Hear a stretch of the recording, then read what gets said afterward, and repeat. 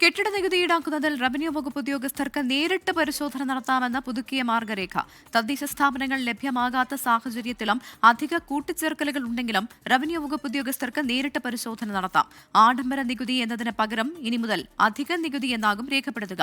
ഫ്ളാറ്റുകളിൽ ഉടമയിൽ നിന്ന് നേരിട്ട് നികുതി ഈടാക്കുന്നതിലും മാർഗരേഖയായി.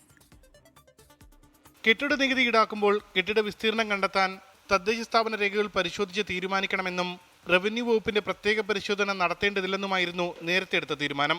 എന്നാൽ ഇതിൽ മാറ്റം വരുത്തിയാണ് റവന്യൂ വകുപ്പിന്റെ പുതിയ മാർഗനിർദ്ദേശം.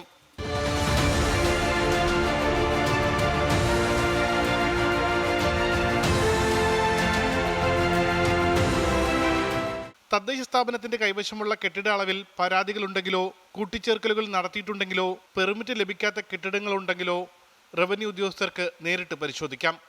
കൂടാതെ ലോഡ്ജുകൾ, ഹോം സ്റ്റേകൾ, റിസോർട്ടുകൾ എന്നിവയിലെല്ലാം സഞ്ജയ സോഫ്റ്റ്വെയറിൽ താമസ കെട്ടിടങ്ങൾ എന്നാണ് രേഖപ്പെടുത്തിയിട്ടുള്ളത്.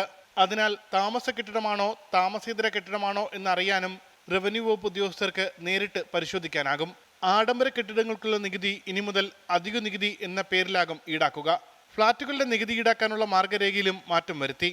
ഫ്ളാറ്റുകളും അപ്പാർട്ട്മെന്റുകളും വാങ്ങുന്ന വ്യക്തിക്ക് സ്വന്തം നിലയിൽ നികുതി അടയ്ക്കാം. വിൽപ്പന നടക്കാത്ത ഫ്ളാറ്റുകളും മറ്റ് പൊതു ഉപയോഗത്തിനുള്ള ഭാഗങ്ങളും കണക്കാക്കി ഫ്ളാറ്റ് ഉടമ ബാക്കി നികുതി അടയ്ക്കേണ്ടി വരും.